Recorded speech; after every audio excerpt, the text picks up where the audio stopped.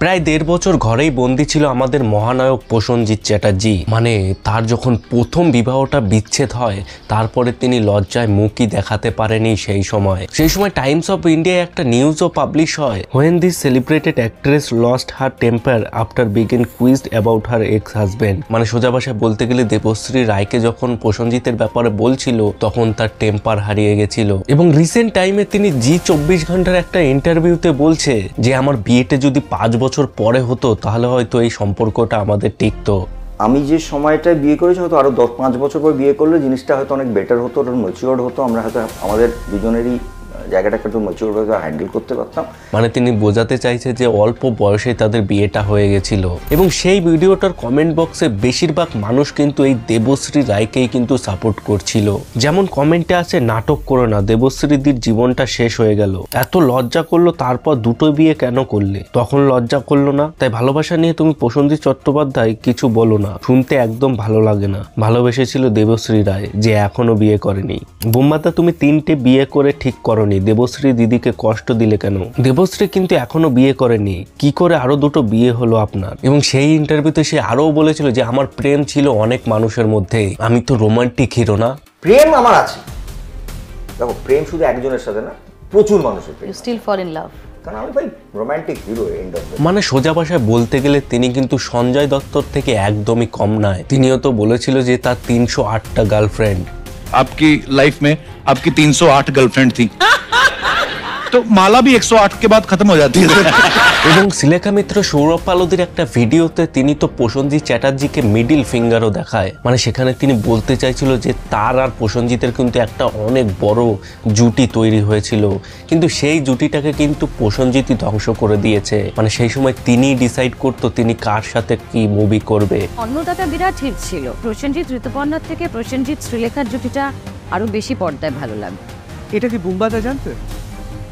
বুম্বাদার মনের কথা তো আমি জানি না, বুম্বাদার মনের কথা হয়তো ঋতুপর্ণা জানে। এইসব অ্যালিগেশন কিন্তু তার বিরুদ্ধে প্রায় অ্যাক্টার্সই লাগায় এবং তার ওই 3টে বিয়ে নিয়ে তিনি কিন্তু হাসির পাত্র হচ্ছে, যেখানে তার মুভি প্রমোশন করার জন্য এই জিনিসটাকে কিন্তু ইউজ করা হচ্ছে। আমার কি লাইফ নিয়ে কথা বললে লোকে হাসবে বলতে আমি তো কিছু বুঝতে পারছি না। আরে হ্যাঁ, তোমার 4টে বিয়ে।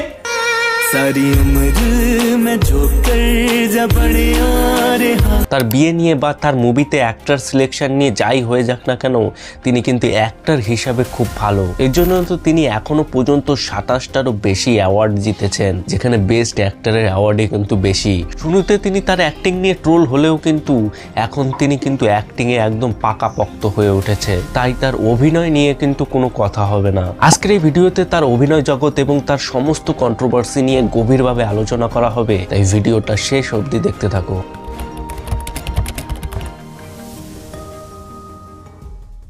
প্রসেনজিৎ চ্যাটার্জি 1962 সালে 30শে সেপ্টেম্বর ওয়েস্ট বেঙ্গলের কলকাতায় জন্মগ্রহণ করেছিলেন। তিনি কিন্তু প্রসেনজিৎ চ্যাটার্জির থেকে বুম্বাদা নামে বেশি পরিচিত। এই বুম্বার কিন্তু আসল কোনো মানে নেই, এটা তার ডাকনাম, তার মাই কিন্তু বেশিরভাগ ডাকতো। মানে ছোটবেলায় যখন তিনি একটা মুভি শুটিং করতে গিয়েছিল ছোট্ট জিজ্ঞাসা নামে, যেখানে তিনি চাইল্ড আর্টিস্ট হিসাবে কাজ করেছিল, এবং সেই মুভির সেটে কিন্তু তার মাই কিন্তু তার পাশে ছিল এবং তাকে তার স্ক্রিপ্ট পড়ানো থেকে শুরু করে সবকিছুই কিন্তু তার মাই করে দিত। এবং তার মা ওই সেটে কিন্তু তাকে বোম্বা বলেই ডাকতো এবং তিনি সেই সময় থেকেই ওই বোম্বা থেকে এখন বোম্বাদা নামেই পরিচিত। बुम्बा के कोई मतलब नहीं है, इट्स अ साउंड। उसमें से घर पे सब लोग बुम्बा बुलाना शुरू करते, तो छोटो जिज्ञासा when I did, I was so young, I was a kid basically. তার এই মুভি জগতে আসাটা অতটাও কঠিন ছিল না, কারণ তিনি বলিউডের এক বড় অ্যাক্টর বিশ্বজিৎ চ্যাটার্জির ছেলে ছিল। এর জন্যই তো তিনি অনেক হিন্দি ফিল্মেও কাজ করেছিল ওই ছোটবেলায়। মানে সোজা ভাষায় বলতে গেলে তার ফিল্মি জগতে আসাটা অতটাও কঠিন বা স্ট্রাগল ছিল না। স্ট্রাগল না থাকলেও কিন্তু শুরুর দিকে তার অ্যাক্টিং নিয়ে তাকে প্রচুর পরিমাণে ট্রোল করা হচ্ছিল, কিন্তু সেই ছেলেটাই ডিমোটিভেট না হয়ে তিনি কিন্তু এখনো পর্যন্ত 350-এরও বেশি ছবি করে ফেলেছে এবং তার মধ্যে থেকে প্রায় 50 থেকে 70-এরও বেশি মুভি কিন্তু ব্লকবাস্টারই ছিল। এখন তার অ্যাক্টিং নিয়ে প্রশংসা তো হয়ই এবং তাকে মহানায়কের দরজা দেওয়া হয় এই বেঙ্গলি ইন্ডাস্ট্রিতে, যেখানে তার ব্লকবাস্টার মুভিগুলোর মধ্যে ছিল অমর সঙ্গী, অমর প্রেম, শ্রদ্ধাঞ্জলি, ভাই আমার ভাই, শ্বশুরবাড়ি জিন্দাবাদ, দেবা, শঙ্খচিল, প্রাক্তন, জুলফিকার, গুমনামি। তিনি 1960 থেকে 2025 অব্দি মানে এখনো পর্যন্ত এই বেঙ্গলি ইন্ডাস্ট্রিতে রাজ করে চলেছে। 2002 সালে শ্বশুরবাড়ি জিন্দাবাদ মুভিটা এতটাই সাকসেস হয়েছিল, মানে তারপরে তিনি তার ঘুমানোর টাইমটাও পর্যন্ত পায় না, এতগুলো মুভির তিনি অফার পায়। মানে ম্যাক্সিমাম ডিরেক্টর বলো বা প্রডিউসার বলো সবাই কিন্তু তাকে নিয়েই মুভি বানাতে চাচ্ছিল।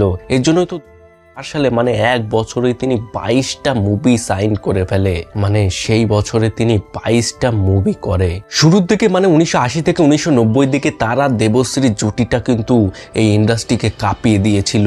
তিনি কিন্তু তার সাথে সেই সময় 15 থেকে 20টারও বেশি মুভি করেছিল এবং তাদের জুটিটা তো প্রচুর পরিমাণে চলছিল সেই সময় তাদের প্রচুর হিটও মুভি বেরোয়, যেমন সম্রাট ও সুন্দরী, ঝংকার, অহংকার, রক্তলেখা, পুরুষোত্তম, রক্তের স্বাদ, শ্রদ্ধাঞ্জলি, নটি বিনোদিনী, 19 এপ্রিল। মানে সমস্ত মুভিগুলো কিন্তু মানুষের মন জয় করে নিয়েছিল এবং সেই সময় তারা কিন্তু দুজনের প্রেমে পড়েছিল।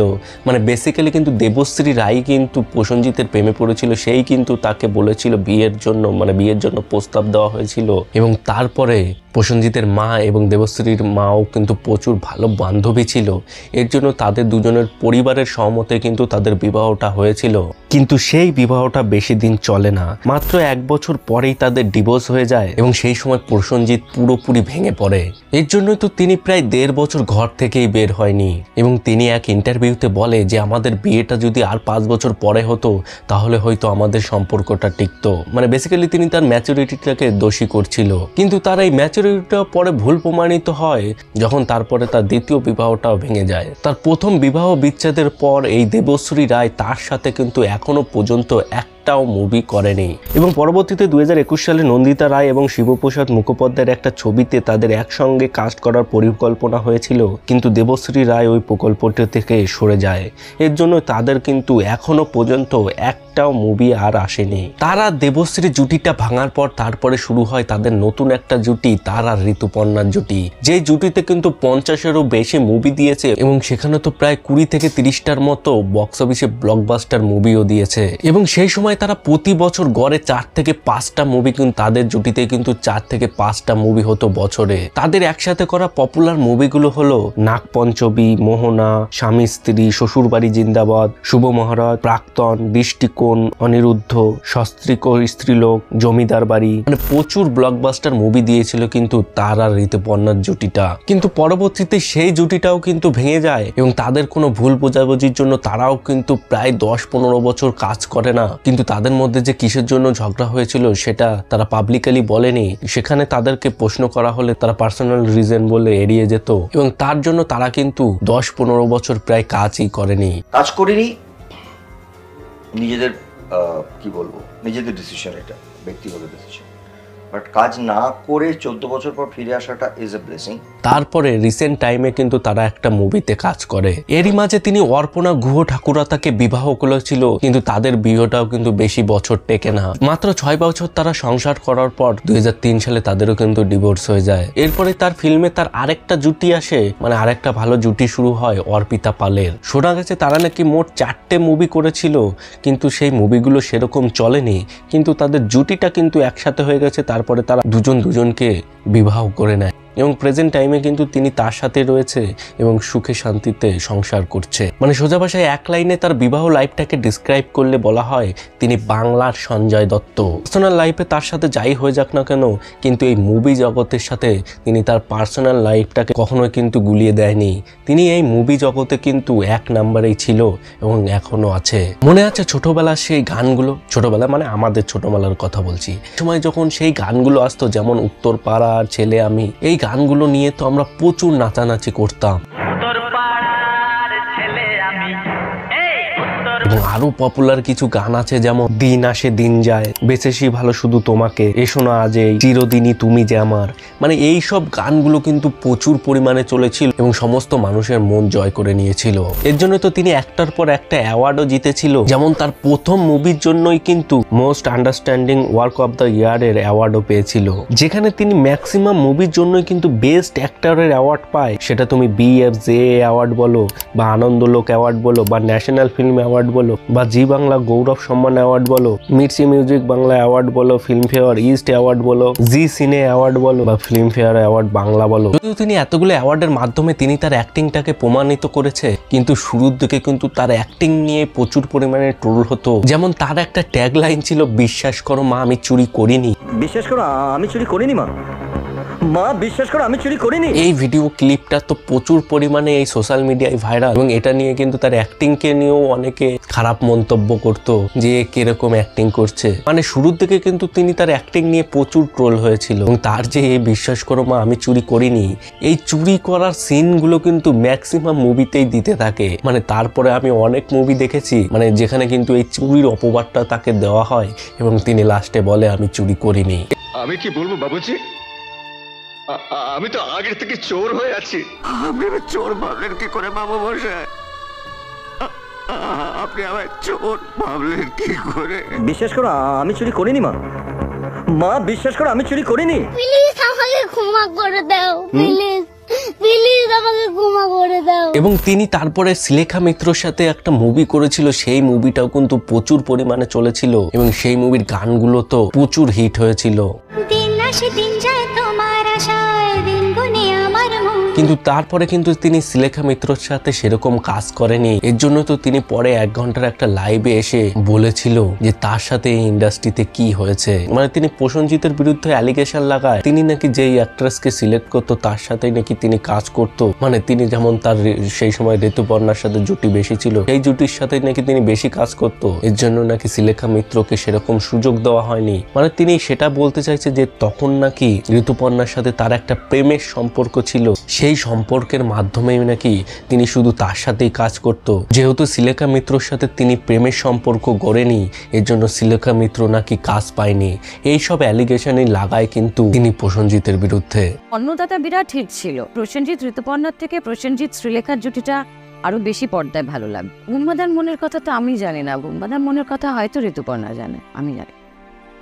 আমার সাথে প্রফেশনাল সম্পর্ক। প্রসেনজিৎ এবং তার বাবা বিশ্বজিতের মধ্যেও কিন্তু দীর্ঘদিন সম্পর্কের টানাপোড়েন ছিল। মানে তার বাবার যখন দ্বিতীয় বিয়ে হয়েছিল তারপর থেকে কিন্তু তাদের দুজনের মধ্যে দূরত্ব বাড়তে থাকে। প্রসেনজিৎ এক সাক্ষাৎকারে বলেছিলেন যে তার মা এবং তার ভাই বোনদের সঙ্গে বিশ্বজিতের সেরকম সম্পর্ক থাকলেও তার সঙ্গে কিন্তু সেরকম যোগাযোগ ছিল না। পরবর্তীতে তার স্ত্রী অর্পিতার উদ্যোগে এই সম্পর্কের জট কিছুটা খোলে এবং তাদের সম্পর্কটা পরে ঠিক হয়ে যায়। প্রসেনজিৎ কিন্তু পরিচালক হিসাবে 1992 সালে তিনি একটা প্রথম মুভি পরিচালনা করেছিলেন পুরুষোত্তম। মানে এই মুভির ডাইরেক্টর কিন্তু তিনি ছিলেন এবং এই মুভিটা বক্স অফিসে কিন্তু সাকসেসফুল হয়েছিল। প্রসেনজিৎ কিন্তু 1990-এর দিকে হিন্দি ফিল্ম ইন্ডাস্ট্রিতেও কিন্তু পা রেখেছিল, কিন্তু সেই সময় কিন্তু তার মুভিগুলো সেরকম চলেনি। মানে যেমন 1990 সালে আন্ধিয়ান মুভি করেছিল, যেটা বক্স অফিসে পুরোপুরিভাবে ব্যর্থ হয়ে গিয়েছিল, এবং মিট মেরে মনকে যেটা 1991 সালে রিলিজ করা হয়েছিল, সেটাও কিন্তু বক্স অফিসে একদমই চলেনি। এর জন্যই তিনি কিন্তু আবার বেঙ্গলি ইন্ডাস্ট্রিতে ফিরে আসে। 2010 সালে যে মনের মানুষ নামে একটা মুভি এসেছিল, সেখানে কিন্তু তিনি লালন ফকিরের চরিত্রে অভিনয় করেছিলেন।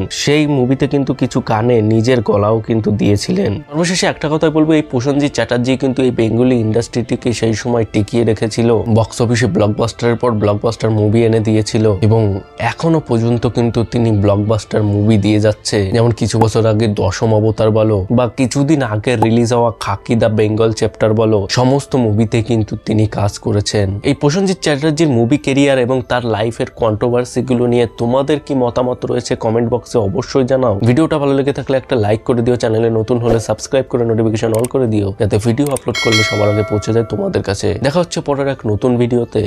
বাই।